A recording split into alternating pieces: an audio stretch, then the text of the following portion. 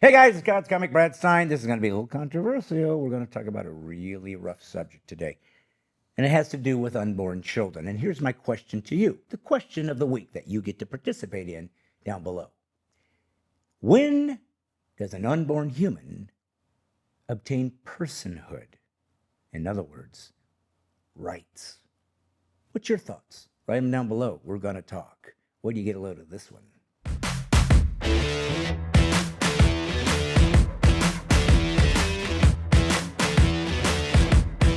You know, one of the unusual phrases I hear from pro-abortion folks is the phrase, no one is pro-abortion. They believe abortion should be legal. They believe abortion should be accessible. They believe anyone that has an abortion should feel bad about it or feel shame, and they don't want the government stepping in and telling a woman that she can't have an abortion. All this, they say, well, not being pro-abortion, kind of like buying the merchandise, the T-shirts and the hats of a sports team to wear around, but you're not a fan.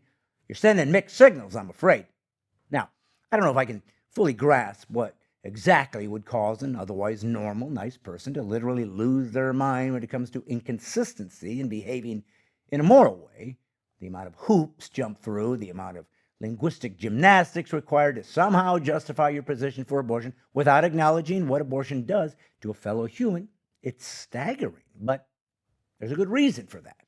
Because any normal person knows that it is a baby's life at stake that forces them to live a world of denial in order to survive their conscience's annoying habit of reminding them that babies actually prefer to be left intact until they get to come on out here and join in on all the fun. Normally, when it comes to abortion, the typical tactic is to find another cause to champion and then kind of include abortion as an afterthought. For example, people will say, I don't want the government to tell me what I can do with my body. If you ever hear someone use that phrase, I will bet you $1,000 they do, on the other hand, want the government to tell me how much aerosol spray I can use on my body, how much fossil fuels I can burn with my body in a vehicle, how important it is for the government to forbid my body from using plastic straws, what size beverage I'm allowed to drink, and for God's sake, will the government please make everyone aware that I can use any bathroom I choose based on how my body feels that day? Not to mention, if my body disagrees with their particular point of view, the government needs to step in immediately and tell me what I must do with my body, which always means agree with me. Yeah, it's crucial that the government tells me everything I can and cannot do with my body unless it involves a separate body that isn't yours at all. You see, a baby in your womb, that is where I draw the line to when the government can intervene. Oh, unless the government courts want to tell people they must allow my body to get an abortion. You can and must step in there, just not the other way around.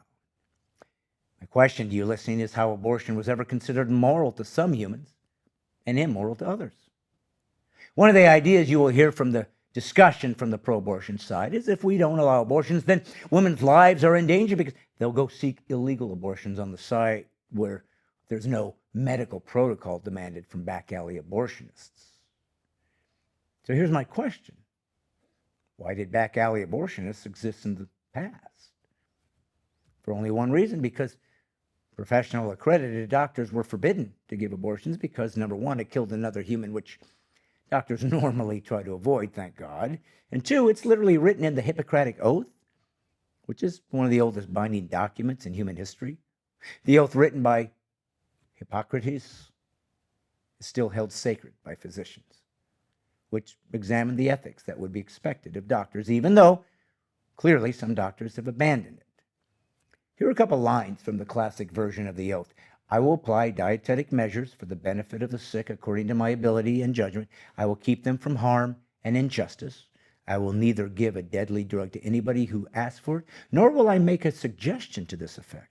Similarly, I will not give to a woman an abortive remedy. In purity and holiness, I will guard my life and my art.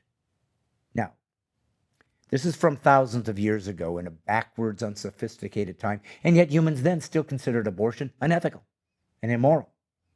Even an updated version of the oath, and Lord knows there would need to be a progressive version to accommodate the modern culture, which always in progressivism means eliminating wisdom and traditions of the ages so as to not hold humans accountable for their immoral behavior, but It includes this phrase, I will respect the privacy of my patients, for their problems are not disclosed to me that the world may know. Most especially must I tread with care in matters of life and death. If it is given to me to save a life, all thanks, but it may also be within my power to take a life. This awesome responsibility must be faced with great humbleness and awareness of my own frailty. Above all, I must not play God. So from the time of the Greeks to this modern age, no one pretended that killing an unborn baby was ethical. No one. So the back alley abortionist existed because moral society wasn't going to sanction something considered evil and heinous. The back alley represented what evolves when a society decides it has no moral obligation to the most vulnerable amongst us. So what caused the prospective societal change to even allow this to be examined? Well, the feminist movement of the 60s had one goal in mind. Women were to be treated and to behave exactly like men, because over the centuries, many men behaved as cads and irresponsible jackasses in abandoning a woman. They got pregnant. The feminist movement believed it was high time women got to jump in and behave just as irresponsibly as men have historically.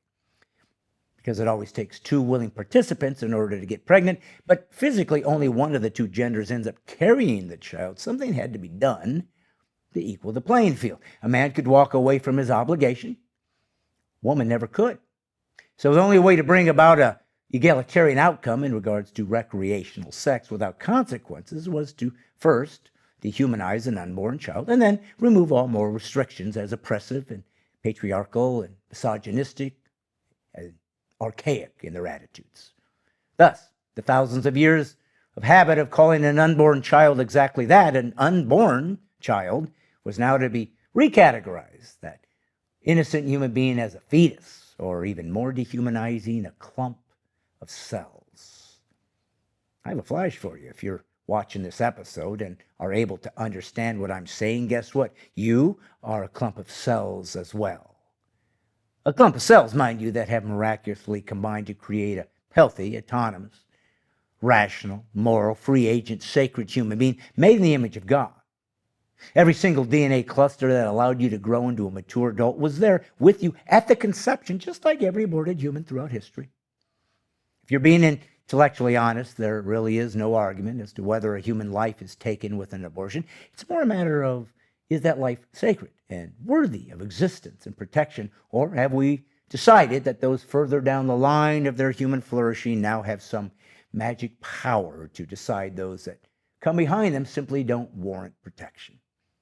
Also keep in mind that the woman gets to make this decision. So even though she could not get pregnant without a man who has contributed exactly half of the conceived child's DNA, somehow the father has no say as to if his child can come into the world. You consider that egalitarian or a product of the matriarchy and misandry? Misandry is the female version of misogyny and is equally immoral and bigoted. But since I speak often of the sacredness of the human being because I am a Christ follower, where does that leave a woman who has already had an abortion?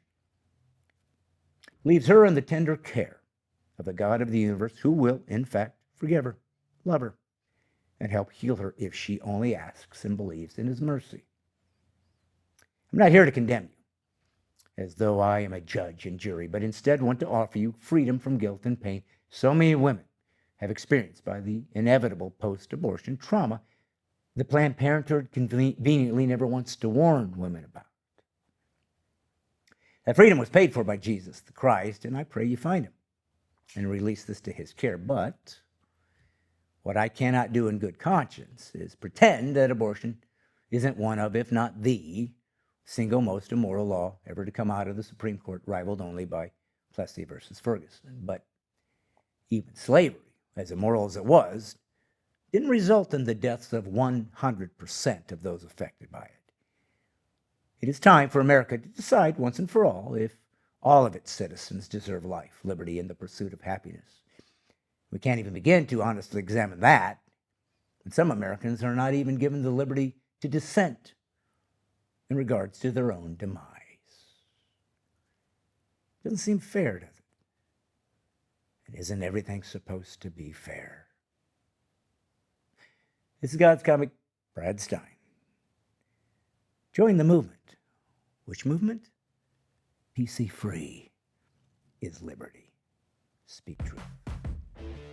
Hey, all my friends and fans, this is God's Comic Brad Stine. I want to say thank you for being one of my Patreon missionaries to support this ministry. You know, I have been trying to use comedy and intellect and intelligence and philosophy to reach American culture, well, the whole world, but I'm really focused on America. You're part of that. You're part of what I call the Awakened 1,000, and that is the first 1,000 people that support this ministry on a small scale can keep it going day after day, week after week. So there's some free episodes out there. If you would do me a favor, share those with your friends, your family. And again, thank you for being already part of this.